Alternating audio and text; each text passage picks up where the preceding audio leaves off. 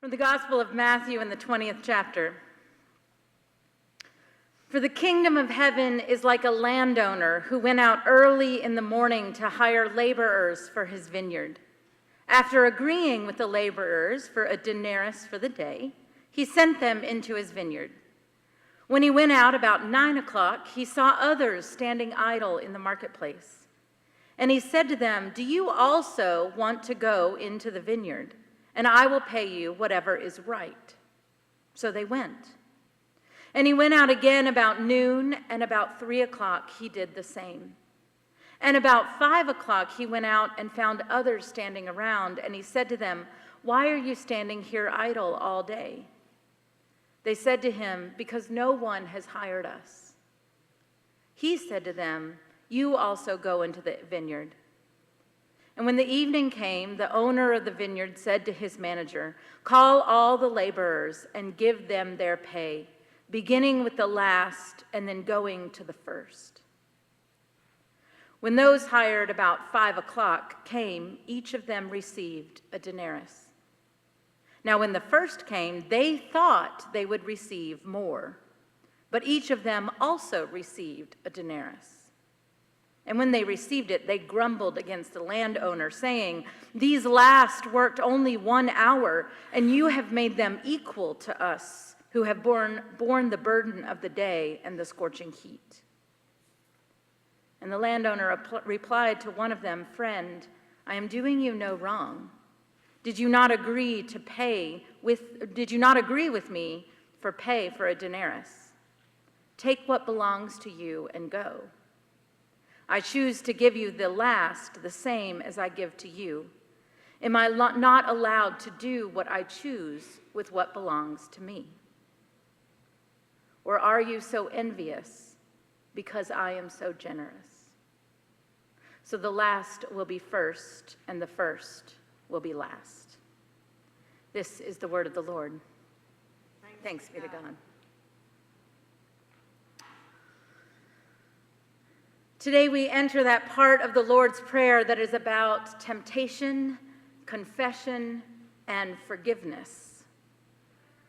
Everyone's favorite topics.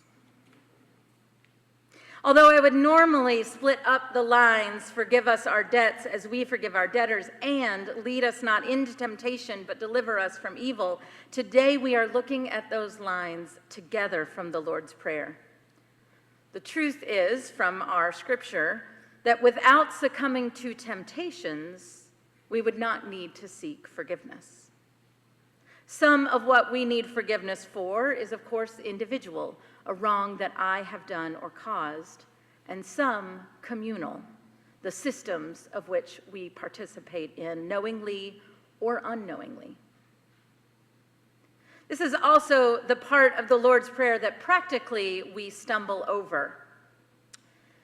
When I am praying with others, there is a pause. Is it debts or debtors? Trespasses or those who trespassed against us? Sins or those who sin against us? Because God forbid I sin by saying the wrong one and messing everybody else up in the prayer, right? And the answer is yes.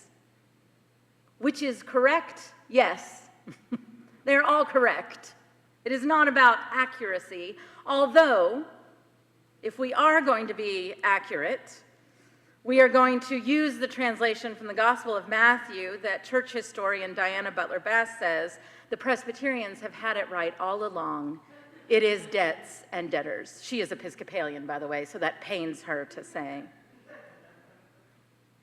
But why is it so important to talk about debts, debtors, and temptation to begin with?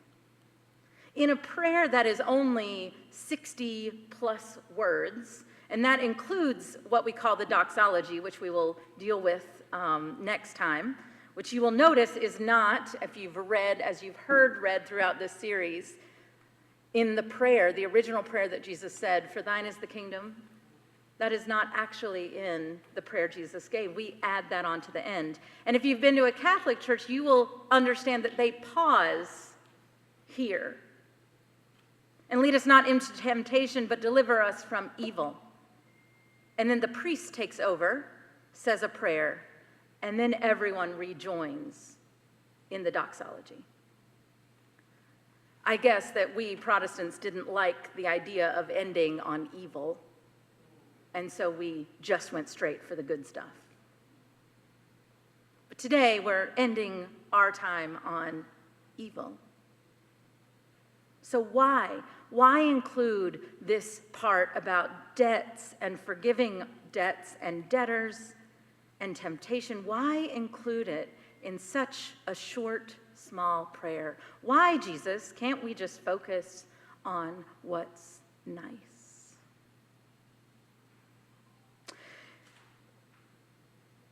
Forgive us our debts as we forgive our debtors.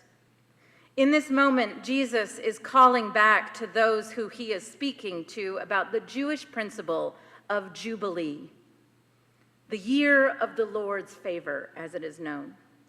The word Jubilee is an English translation from a Latin word, and the strict translation is a trumpet blast of liberty.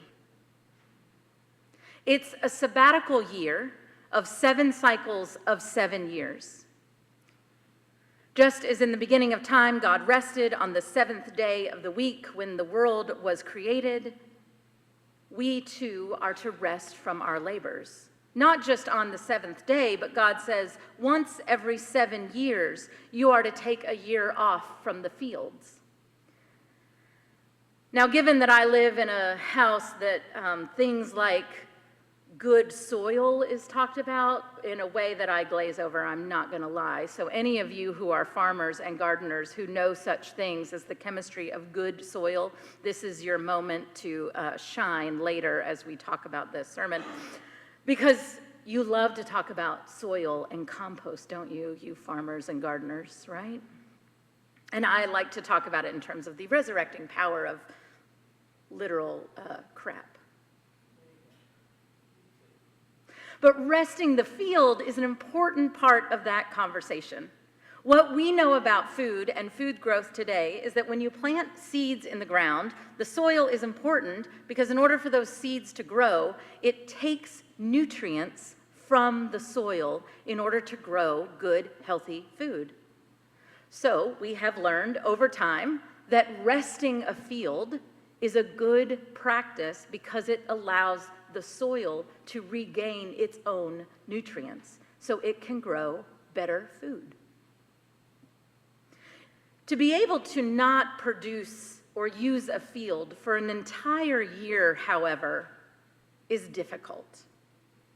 You have to store up grain over those 7 years to be used for that year. What am I supposed to do with my time?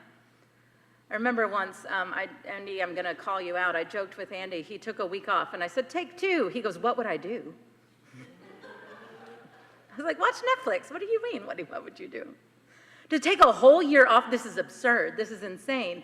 Even I don't think I could sit still for a whole year, and man, could I try. I would like to try. I would really enjoy that. So we have this interesting juxtaposition in this prayer, though, right? Because give us today our daily bread, although not about literal bread and literally today, but we have needs that need to be met immediately with this kind of conversation about debts and resting. So once every 7 years, you're supposed to rest from your labors, okay? And then after 7 of those 7 years, you are to stop entirely, and in the 49th year, have a year of Jubilee. Now, what happens in the year of Jubilee is not just that the land rests, but it is a year of restitution. The year of Jubilee involved a year of releasing indebtedness, of all types of bondage.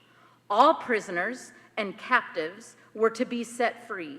All slaves were to be released, all debts were to be forgiven, and all property was to be returned to its original owner.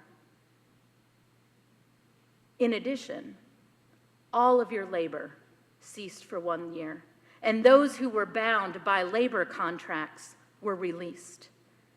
And so the land and the people rested.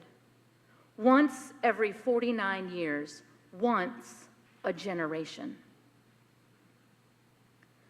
Now, if you try to think through how that would actually happen practically, I can't even begin to think of the complications that that would cause, which is why it probably never actually happened in practice.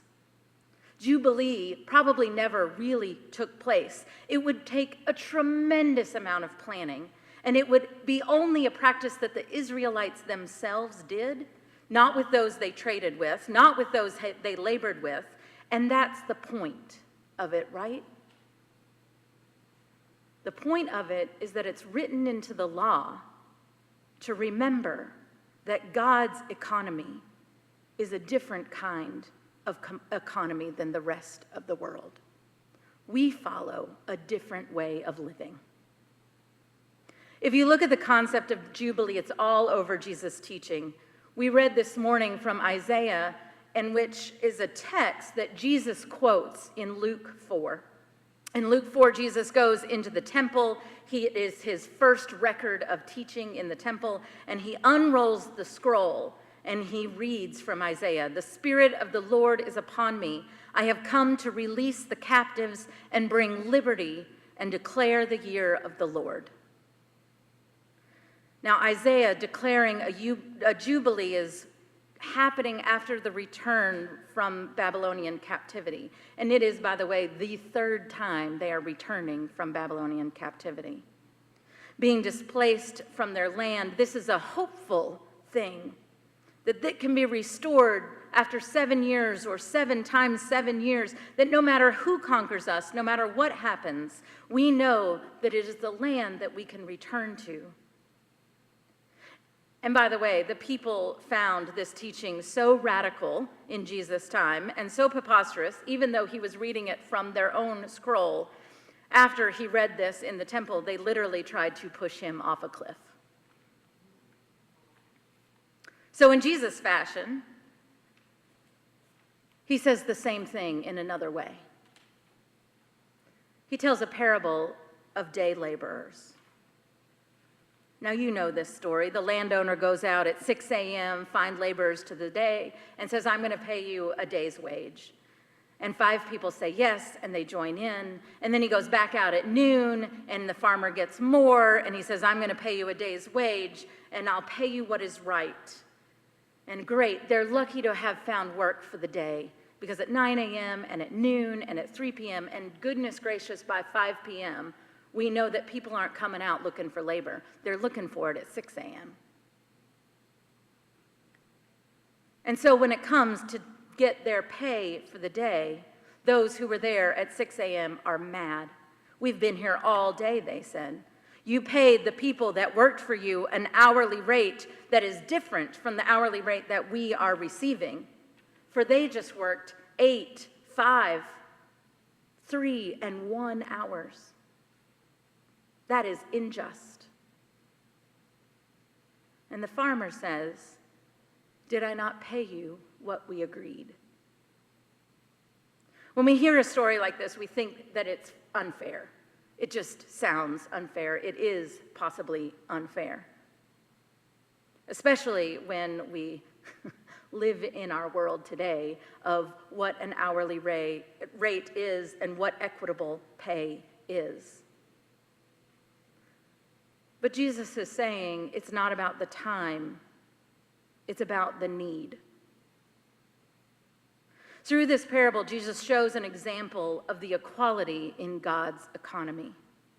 In God's economy, we don't earn our way.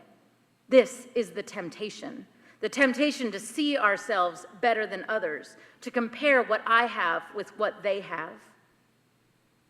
And so we must confess, "Forgive us. Forgive us our debt as we forgive our debtors." It is the societal and systematic approach. In God's economy, that approach is one of abundance and not one of scarcity. So let's take it out of the parable for a moment and put it in our world today. We talked a little about soil, so let's talk about food. In the world we live in, according to the UN, There are between 720 and 811 million people that suffer from hunger worldwide. That is 30% of the world's population. The problem is not that there is not enough food on the planet. The problem is that some cultures, like ours, use more than their fair share. And not just do we eat more, which is true, but we waste more. Does anyone want to guess how much food is wasted across the globe per year? Anybody? A lot. A percentage? Just guess. 50%. 30% of the world is hungry and literally starving, and we waste between 30 and 40% of the food on this earth. We grow enough food on this planet that we can actually feed the world 1.5 times over. This is the economy that God has given us, that there is literally abundance, that across the globe we have enough. Psalm 24 tells us that the earth is the Lord's and everything in it, and we were given to be good stewards of it. Now, I understand as we get into the complications, right? You understand that not where the places where the food is grown is not necessarily the places where people are hungry. And this was a problem for centuries. But today we have refrigeration and transportation, and we ship food all across the globe. So it raises this question of why is this still a problem? Is there enough? Yes. Then why, God says, are you standing around taking more than your fair share? Each of us here participates in the system of inequality, but this is not about shame. We in this room are not making the choice to make someone else hungry. That is absurd. It's an understanding that we participate in a system, a corporate system, not a corporation, but a corporate, us together. And so even though I myself am not taking food from someone who is hungry, I participate in a system in which hunger in the world exists.